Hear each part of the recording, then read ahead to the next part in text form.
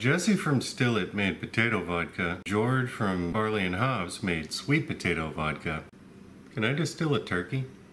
I just said, yes, man, right away, anything.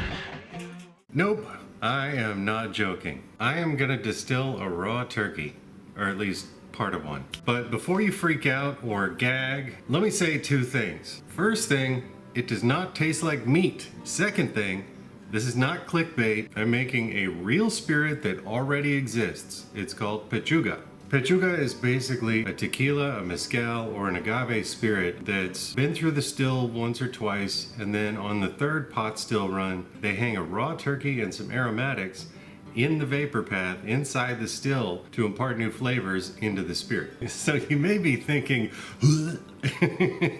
but seriously, it doesn't smell like meat, it doesn't taste like meat, and honestly, if I didn't tell you that I hung a raw turkey wing inside the still, you would have no idea by the taste or the aroma. But let me back up for a second to give you a little bit of context as to where all this comes from. So in Mexico, there's a long-standing tradition among some mezcaleros in certain regions of Mexico where they make a special mezcal that is really only given out at festivals and special religious times of the year. And until recently, it was rarely ever sold. It was just something for the community, and that was it.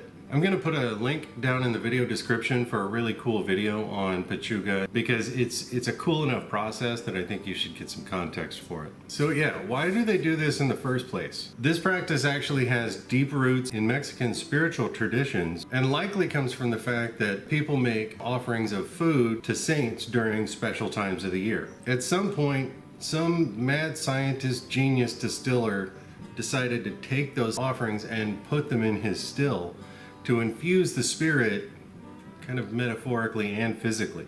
But it's not just a quirky local traditional drink. Theoretically, there is actually a tangible benefit to putting meat inside your still.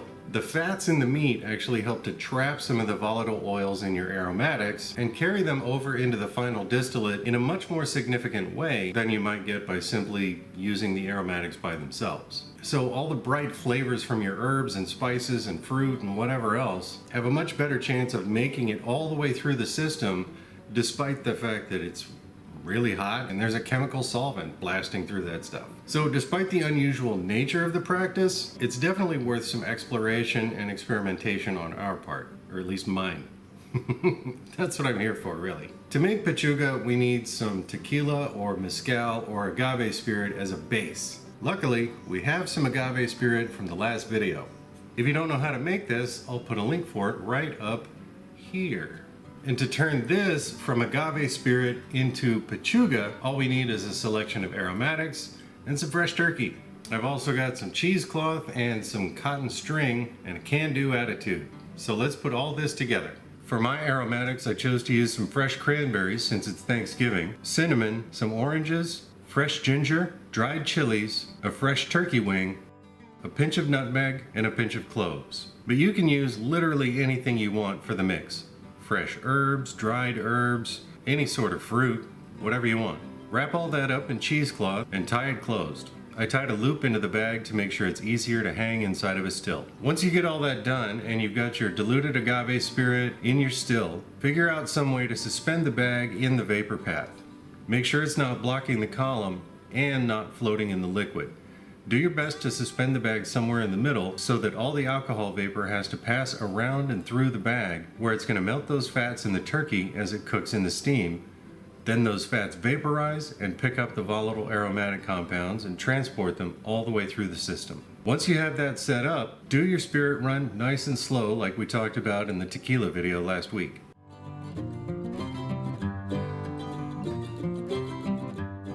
Okay, so what happened? Well, as usual, the liquor fairy brought all of my jars to me so I could smell and taste them all. What I noticed through the entire run was that the aromatics were crazy strong. Like from the first jar down to 0% ABV, it was orange and spice all the way through. So because of that, I went with a straight hearts cut because it was kind of hard to find the transitions. Kind of tastes like Christmas. So you've got this big orange note and big spice note, but they're so strong that they kind of drown out the subtler flavors of the agave that we worked so hard to get last time. They're in there, but it's so underneath everything else. If I didn't know exactly what the base spirit was, I wouldn't be able to tell.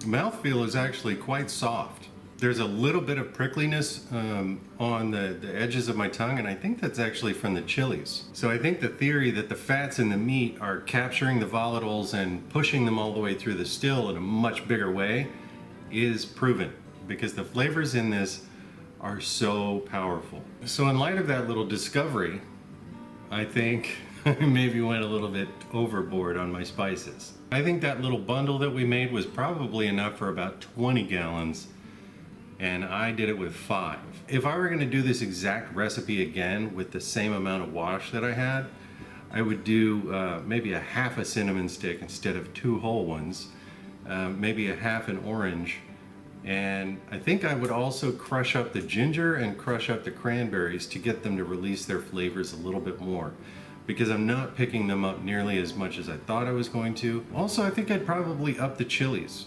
Maybe throw in a smoked chili. After going through all this and getting something that I'm not 100% happy with, why would you do this? What is the point of doing this? Can't you just steep your aromatics in the spirit, you know, after it's done? Well, yeah, of course. I mean, people have been doing that forever and using gin baskets. This is basically a poor man's gin basket with some meat in it.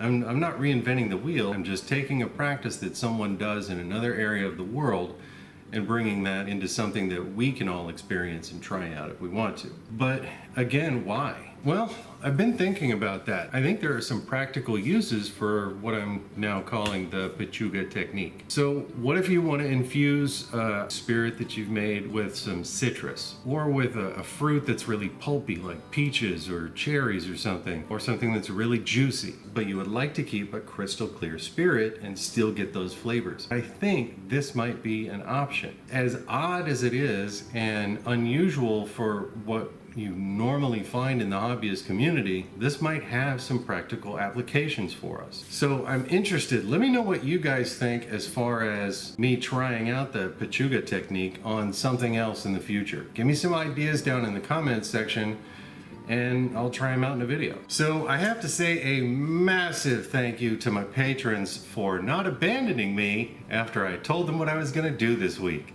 They actually encouraged me. Some of them were a little skeptical, but you guys stuck with me, and for that, you're awesome, and I thank you, and I couldn't do this without you. Thank you so much, guys. I could definitely use this as a blending agent to put some citrus and spice flavor. Oh my God, I just thought of a use for this stuff.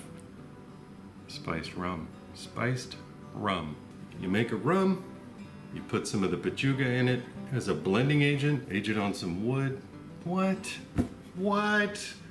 I just got that idea and I'm very excited about that. Cool. We're learning together. I love that. All right, so if you enjoyed seeing me do one of the weirdest things I've ever done, do me a favor, hit the like button. It helps out the channel, makes me feel better, makes us both feel better in this holiday season, in this very strange year. If you want to find out what kind of weird stuff I'm going to get up to, hit the subscribe button and ring the little bell icon right next to it so you get notified when I post new content. If you have any questions, comments, ideas, post them in the comments section down below. Happy Thanksgiving, everybody. Stay safe. Don't drink and drive. Masks on. Wash your hands. Talk at you later.